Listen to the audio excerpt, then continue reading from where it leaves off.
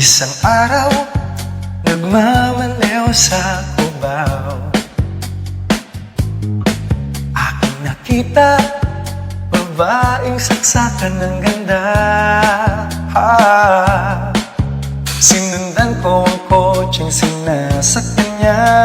Hindi ko nakitang may dumarating pala. Hindi ko naiwasan, kami biglang nagkabanggaan. Nang magkamalay, ay nasa ospital na ako. Nasikaso ng doktor na pili ng nanay ko.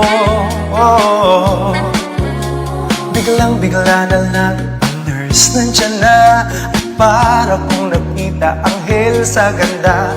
Kahit nagdidelirio, itong nasabi ko sa kanya.